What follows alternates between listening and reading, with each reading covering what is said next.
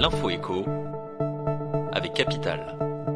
On commence ce flash par l'info pratique Capital et c'est une bonne nouvelle pour les retraités. Ceux dont la pension est comprise entre 1 200 et 2 000 euros passeront bientôt à un taux de CSG de 6,6% au lieu des 8,3% qu'ils versaient depuis le début de l'année. Ils vont ainsi très prochainement se faire rembourser les sommes payées en trop depuis janvier.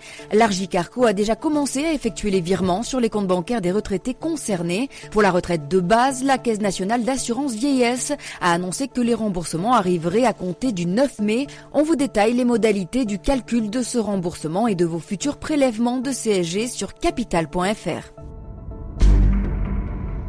On passe au chiffre du jour, 1 789 €, c'est le salaire net mensuel médian en équivalent temps plein des salariés du secteur privé. L'INSEE l'a dévoilé hier dans son étude annuelle basée sur des données de 2016. Autrement dit, 50% des Français travaillant dans le privé gagnent moins de 1 789 € net par mois et 50% gagnent plus. Par ailleurs, et pour faire le grand écart, 90% des salariés touchent plus de 1 189 € net par mois, quand seulement 10% d'entre eux gagnent plus de 3 576 €. On note aussi toujours de fortes disparités entre hommes et femmes. Chez les hommes, le salaire net mensuel médian s'établit à 1 899 € contre seulement 1 639 € pour les femmes, soit une différence de plus de 250 €. Le coup de gueule du jour est poussé contre une agence immobilière peu scrupuleuse. Le Monde a révélé ce mardi qu'une agence de Saint-Malo proposait à des professionnels de santé, médecins et infirmières, de les payer en échange d'informations. Elle les incitait en effet à les informer lorsque les biens de leurs patients âgés étaient sur le point d'être vendus, que ce soit pour cause de placement en maison de retraite ou même de décès. L'agence avait même prévu un barème de récompense allant de 300 à 1 000 € selon le prix de la transaction immobilière.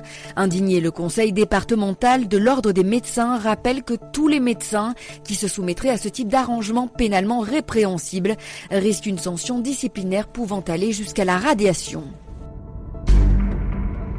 Et on termine avec l'impôt sur le revenu. Certains contribuables qui n'auraient pas encore obtenu de taux de prélèvement à la source se voient encore prélever tous les mois une somme calculée par défaut. Un montant qui ne correspond pas forcément donc à leur situation. Peuvent être notamment concernés des jeunes primo-déclarants qui ont récemment quitté le foyer fiscal de leurs parents, des salariés qui reviennent d'une longue période d'expatriation ou encore les travailleurs étrangers qui résident pour la première fois en France pour se faire connaître de l'administration et obtenir leur taux de prélèvement. Les personnes concernées doivent remplir le nouveau formulaire 2043 de demande de numéro fiscal et de taux personnalisé de prélèvement à la source.